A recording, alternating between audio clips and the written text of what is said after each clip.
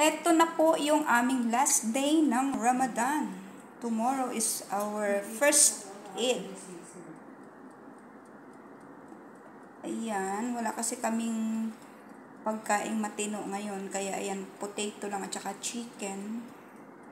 Binake lang ang potato.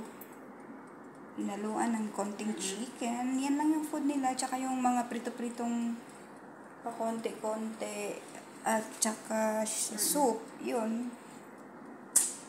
Yan lang. Simpleng pagkain lang. Ngayon na yung salubong po nila sa Eid.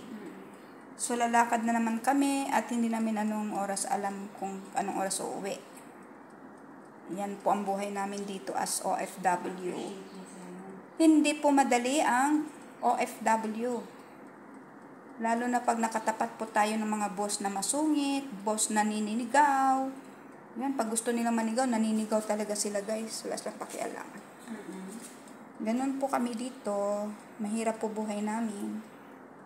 Pero tiis lang. Tiis para sa ekonomiya, no? Sila ay transfer ko to sa pataas. Hindi niyo ba napag-usapan BFF yun? Nilipat natin sa taas. Ayan na. Yung sa baba, nireduce ko na yung sa baba. Hindi ko tinodo kasi para magkaroon siya ng heat still. Mainit ang kailangan natin. Yan na ba eh.